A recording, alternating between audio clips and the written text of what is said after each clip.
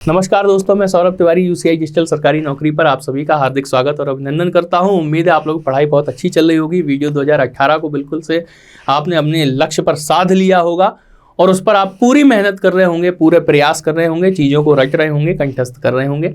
जो हम पढ़ा रहे हैं उनसे आप नोट्स भी बना रहे होंगे, उनका रिविजन भी कर रहे होंगे। लेकिन अगर आप चैनल पर नए हैं तो आप चैनल को सब्सक्राइब करिएगा, वीडियो को लाइक करिएगा, अपने दोस्तों तक शेयर करिएगा। ये लाइक और शेयर तो सभी को करना है, ठीक है। और चूंकि आप नए हैं इसलिए पीछे की सारी वीडियोस को आप फॉलो करते हुए आगे बढ़ते रहिएगा, ठीक है। चलिए, हमने आपको बताया था संज्ञा, हमने आपको पढ़ा दिया था। संज्ञा शब्द चूंकि विकारी शब्द होते हैं, ठीक है ना। संज्ञा, सर्वनाम, क्रिया, विशेषण ये सब विकारी शब्द होते हैं। तो संज्ञा चूंकि हम आपको पढ़ा चुके थे, तो संज्ञा में विकार किस प्रकार से उत्पन्न होते हैं, लिंग, वचन और कारक के आधार पे। लिंग हम आपको पूरा पढ़ा चुके थे, वचन हम आपको पूरा पढ़ा चुके थे, और आज विकार के संबंध में, विकार के जो कारक है उन संबंधों में आज हम कारकों की ही हम आज बात करेंगे कि कारक क्या होते हैं। तो आप देख रहे हैं कि संज्ञा अथवा सर्वनाम के जिस रूप से उसका संबंध वाक्य के किसी दूसरे शब्द के साथ जाना जाए उसे कारक कहते हैं, ठीक है ना। राम ने रावण को मारा, तो राम रावण के बीच में क्या हो गया, को की बात आ रही है ना। तो इसने क्या किया, एक संबंध स्थापित किया शब्दों के बीच में। तो ये क्या हो गया, ये कारक चिन्ह हो गया, ठीक है ना। ये चिन्ह हो गया। अब इसमें कारक कौन सा है, जब हम लोग पूरा पढ़ेंगे तब हम लोग देखेंगे। सारे कारक चिन्ह आपको कंठस्थ भी करने हैं, कई लोगों को होंगे भी, बहुत बहुत साधुवाद जिन्हें हैं, और जिन्हें नहीं है तो वो बिल्कुल से याद कर लीजिएगा, ठीक है। तो वाक्य में प्रयुक्त शब्द आपस में संबद्ध होते हैं। क्रिया के साथ संज्ञा का संबंध ही क्या है, कारक है। ये सीधा सीधा सेंटेंस आपसे पूछ लिया जाता है, तो आपको ये सीधा सीधा याद रखना है कि क्रिया के साथ संज्ञा का सीधा संबंध क्या कहलाता है, कारक कहलाता है, या कारक ये संबंध स्थापित करता है, ठीक है। कारक को प्रकट करने के लिए संज्ञा और सर्वनाम के साथ जो चिन्ह लगाए जाते हैं, जैसे हमने बोला ना अभी, राम ने रावण को मारा, तो को क्या है, चिन्ह है। इसी चिन्ह को हम क्या कह देते हैं, विभक्तियां भी कह देते हैं, ठीक है ना। कई सारे कारक चिन्ह होते हैं। कर्ता ने कर्म को करण से, संप्रदान को के लिए, अपादान से अलग करने में, संबंध, काके की, रारे री, नाने नी, अधिकरण, मैं पेपर, संबोधन, यो अरे। तो ये सब आपको इसी प्रकार से याद होना चाहिए। इन पर आधारित क्वेश्चन पूछे जाते हैं। इनके अंदर कुछ डीपेस्ट पॉइंट भी हैं, वो पॉइंट भी हम आपके लिए कलेक्ट करके लाए हैं, वो पॉइंट्स भी हम आपको बताएंगे ताकि परीक्षा में किसी भी प्रकार का कोई भी कंफ्यूजन आपको ना हो, ठीक है। चलिए, तो आगे देखते हैं हम लोग। ये सारे कारक माने गए हैं, कितने हैं, 8 हैं। इनकी संख्या आपको याद रखनी है। हमने आपसे कहा है कि हर चीज की संख्या आपको याद होना चाहिए। ये पूरी टेबल आपको बना लेनी है और इन्हें इसी प्रकार से याद कर लेना है। कर्ता ने कर्म को करण से, संप्रदान को के लिए, अपादान से अलग करने में, संबंध, काके की, रारे री, अधिकरण, मैं पे पर, संबोधन, हे हो अरे, ए ओ हाय, ये सारी चीजें हो जाती हैं, ठीक है ना। तो ये आपको टेबल बना के इन्हें बिल्कुल से रट लेना है, ये बिल्कुल भूलना नहीं है। और जिन्हें रटे हुए हैं उनके लिए बहुत अच्छी बात है, ठीक है। तो अब हम आगे बढ़ते हैं और कर्ता कारक की हम बात करते हैं। कर्ता ने, तो क्रिया के करने वाले को हम क्या कहते हैं, कर्ता कहते हैं, ठीक है ना। कहते हैं ना कर्ता धर्ता। कर्ता धर्ता मतलब सब कुछ यही कर रहा है। आप कोई फंक्शन करो, ठीक है ना, और कोई आपसे कहे बड़ा अच्छा फंक्शन किया, तो आप कहोगे अरे हमारे बड़े भाई जो है वही सब करता धरता है, यानी कि वही सब करते हैं, उन्हीं ने सब किया हुआ है। तो क्रिया का करने वाला जो व्यक्ति है वो क्या कहलाता है, कर्ता कहलाता है। इसका चिन्ह क्या होता है, ने, कर्ता ने, ठीक है ना। कभी कभी भाव के अनुसार ये कर्ता के साथ लग भी जाता है और कभी कभी नहीं भी लगता है। तो एक चीज ध्यान रखना कि आवश्यक नहीं है कि कारक चिन्ह हमेशा आपको सम्मुख प्रकट दिखाई दें, सामने दिखाई दें। कभी कभी हमें कॉमन सेंस लगा के भी उन्हें उभारना पड़ता है, वो छुपे होते हैं, उन्हें देखना पड़ता है। बात आई ना समझ में। जैसे रमेश ने भोजन किया, यहां पे कारक चिन्ह आ गया। आपको वाक्य दे दिया रमेश ने भोजन किया, पूछ लिया इसमें कौन सा कारक है, तो आपने तुरंत पढ़ा कर्ता ने, ठीक है ना। यानी कि इसमें कौन सा कारक हो गया, कर्ता कारक हो गया, क्योंकि इसमें चिन्ह कौन सा आया, विभक्ति कौन सी आई है, ने। अब तृप्ति कविता की रचना कर रही है, ये वाक्य आपको दे दिया, ठीक है ना। तृप्ति कविता की रचना कर रही है, पूछा जाए इसमें कौन सा है, तो आप देखोगे तृप्ति कविता की रचना कर रही है, यानी कि इस जगह पर क्या है, ने छुपा हुआ है, ठीक है ना। अब ये बोलने में तो अजीब लगेगा, तृप्ति ने कविता की रचना कर रही है, लेकिन तृप्ति कविता की रचना कर रही है, यानी कि तृप्ति के द्वारा ही तो कविता की रचना की जा रही है, तृप्ति ने ही तो कविता की रचना की है, ठीक है ना। तो इसका मतलब क्या हो गया कि इसमें भी कर्ता कारक हो जाएगा। सविता खेलती है, बात आई ना समझ में। तो सविता खेल रही है, सविता खुद ही तो काम कर रही है, खुद ही तो खेल रही है, तो यहां पे क्या हो गया, कर्ता कारक हो गया, इसमें भी ने छुपा हुआ है, ये आपको ध्यान रखना है, ठीक है। नीचे लिखा है रमेश तृप्ति सविता करता है क्योंकि इनके द्वारा क्रिया के करने का बोध हो रहा है। क्लियर।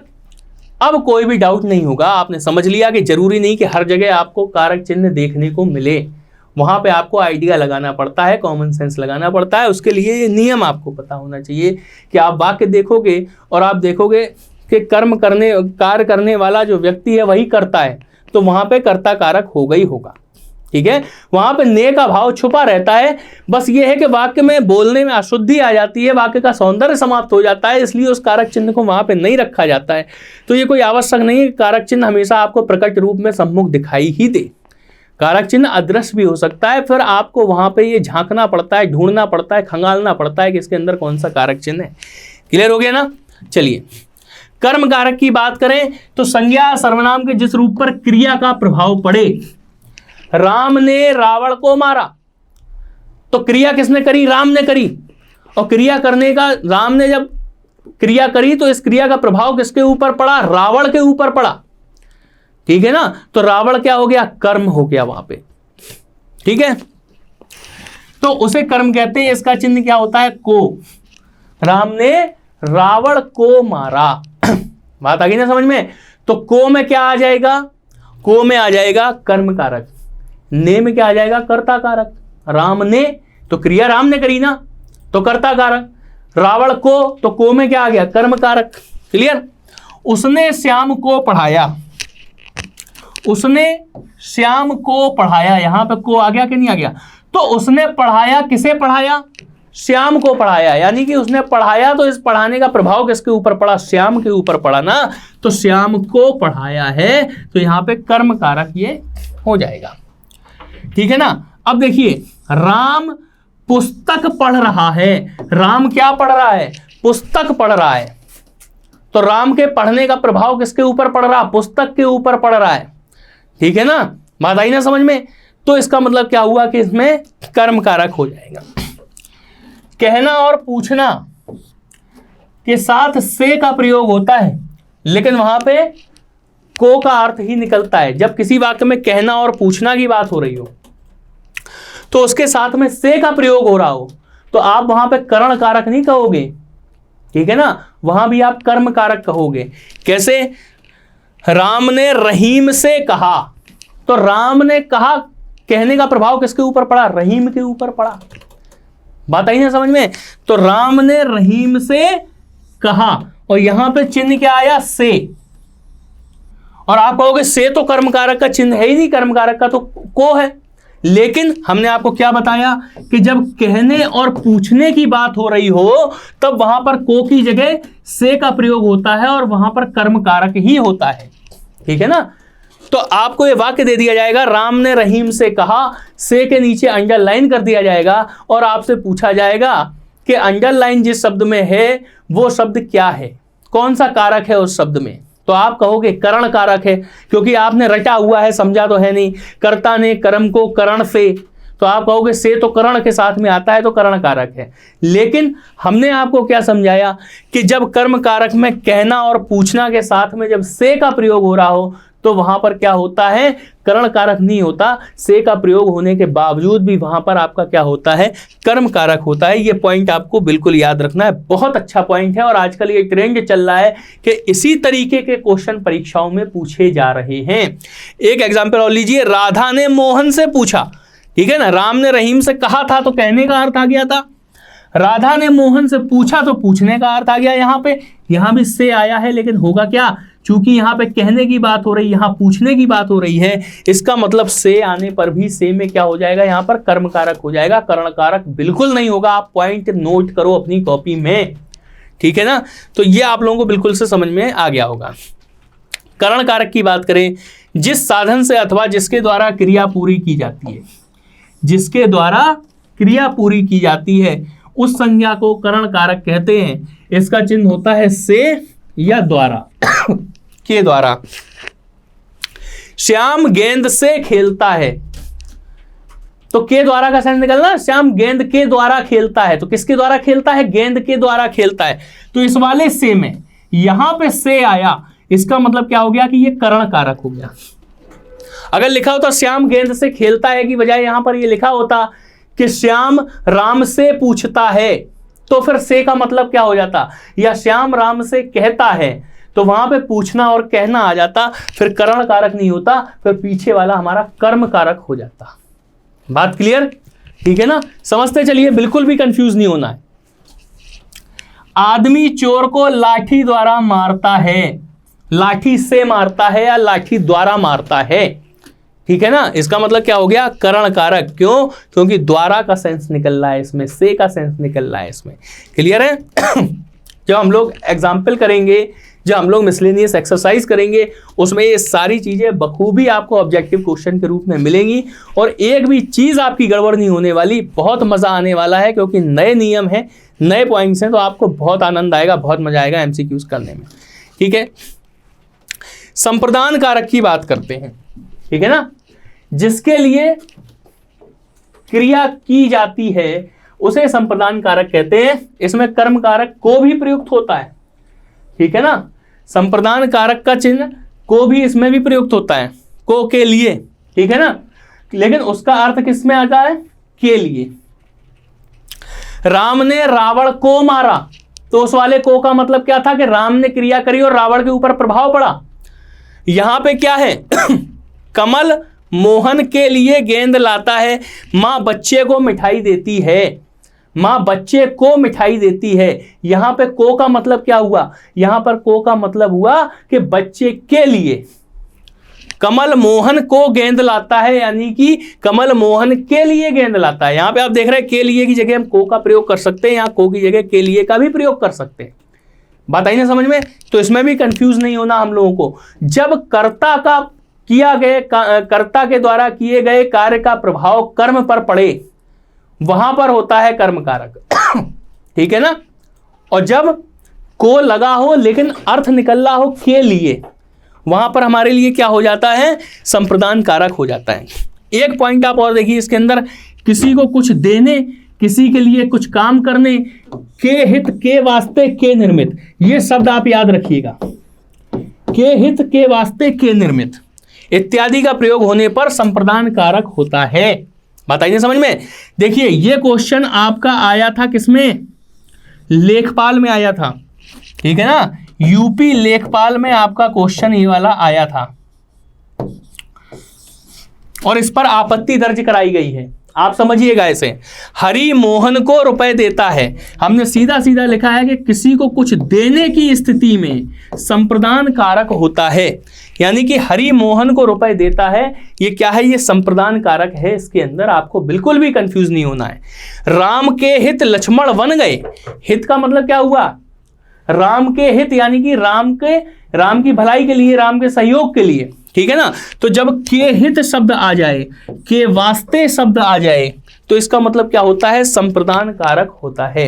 हमने आपको बताया इस क्वेश्चन में आपत्ति लगी हुई है हाई कोर्ट में कि हरि मोहन को रुपए देता है। कोर्ट क्या निर्णय मानता है इसका कुछ भी पता नहीं, लेकिन इसमें संप्रदान कारक होगा। क्यों? क्योंकि संप्रदान कारक का नियम सीधा सीधा ये कहता है कि कुछ देने की स्थिति में हमेशा संप्रदान कारक होता है। ठीक है ना, ये चीज हो गई। इतने सारे पॉइंट्स हैं, ये आपको बिल्कुल बहुत अच्छे से समझ में आ गए होंगे। जब हम लोग मिसलेनियस एक्सरसाइज करेंगे तब और अच्छे से आपको समझ में आ जाएंगे। अपादान की बात करते हैं। अपादान का अर्थ होता है सीधा सीधा अलग होना। अपादान के अगर हम शाब्दिक अर्थ की बात करें तो उसका अर्थ है अलग होना। अब आप समझो, जिस संज्ञा अथवा सर्वनाम से किसी वस्तु के अलग होने का बोध हो उसे अपादान कारक कहते हैं। ठीक है, करण कारक की तरह अपादान कारक का चिन्ह भी से है, लेकिन से का अर्थ यहां पे किस में आता है? अलग होने में आता है। वृक्ष से फल गिरता है, यानी कि फल जो है वृक्ष से अलग हो गया। ठीक है ना, अब वृक्ष और फल में संपर्क नहीं रहा, वो संपर्क टूट गया, तो वहां पे क्या हो गया? अपादान कारक हो गया। राम ने रावण को तीर से मारा, ठीक है ना। महेश कलम से कविता लिखता है, तो कलम से, कलम का संपर्क उसके हाथ में है, कलम का संपर्क उसके हाथ में है, उसके हाथ से कलम छूटी नहीं है, कलम और महेश के हाथ का संपर्क समाप्त नहीं हुआ है, तो वहां पर क्या हो जाएगा, करण से हो जाएगा। ठीक है ना, बात आ गई ना समझ में।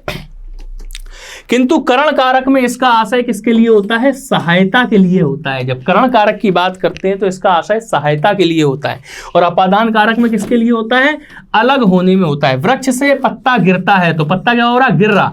हिमालय से गंगा निकलती है, ठीक है ना, तो गंगा क्या कर रही है, हिमालय छोड़ने की कोशिश कर रही है, हिमालय से निकल चुकी है गंगा।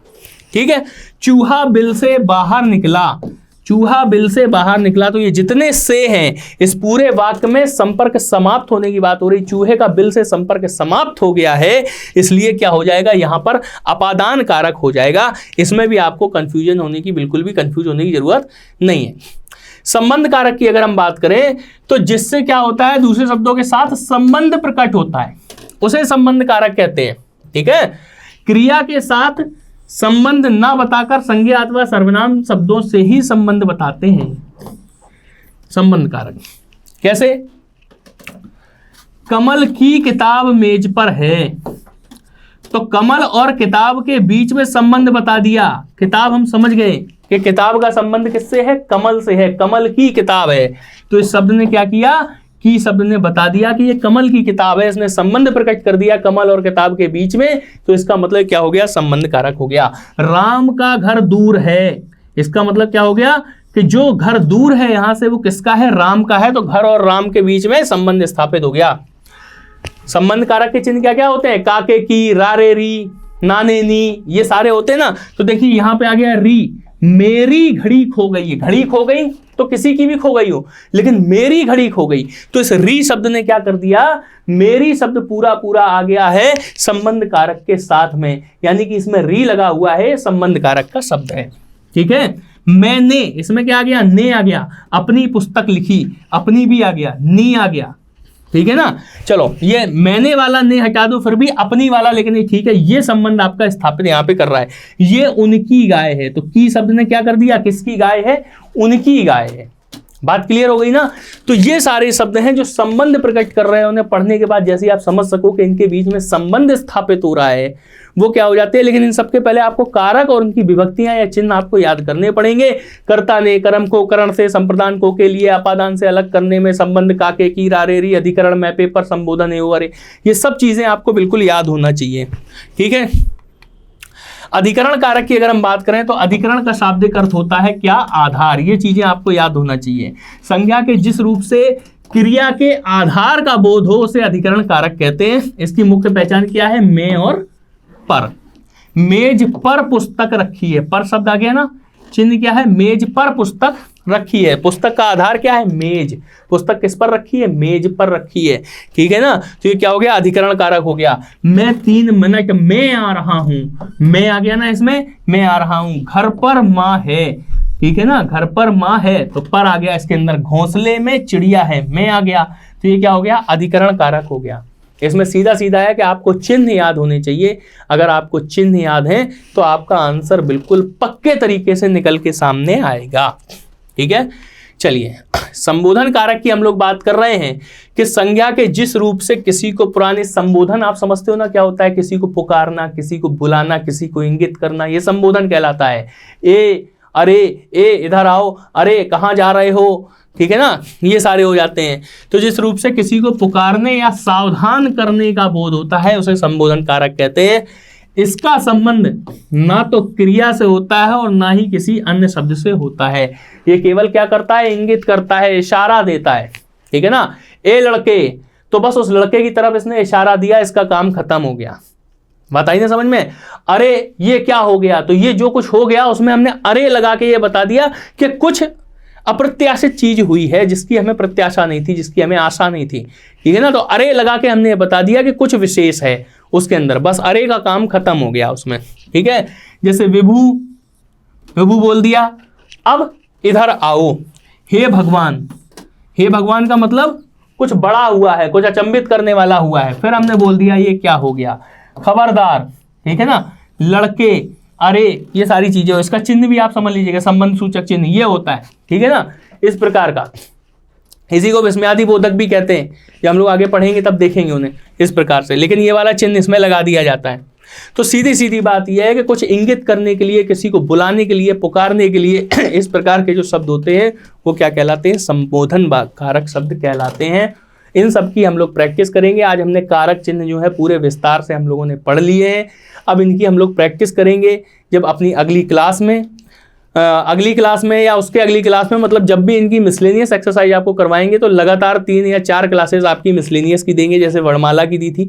वर्णमाला बहुत इंपॉर्टेंट चैप्टर इसलिए था क्योंकि बहुत सारे क्वेश्चन उससे पूछे जाते हैं, लेकिन इतने सारे चैप्टर इकट्ठे होने के बाद इनसे भी कई सारे क्वेश्चन पूछ लिए जाएंगे इकट्ठे, तो इनकी एक मिसलेनियस एक्सरसाइज बहुत अच्छी आपके लिए तैयार हो जाएगी, और वो तैयार जैसी हो जाएगी तो उसे हम सॉल्व करवाना आपको हम शुरू कर देंगे, ठीक है। अगर आप चैनल पर नए हैं तो पूरे वीडियो शुरुआत से फॉलो करिएगा, अभी कुछ नहीं बिगड़ा, बहुत टाइम है आपके पास, ठीक है।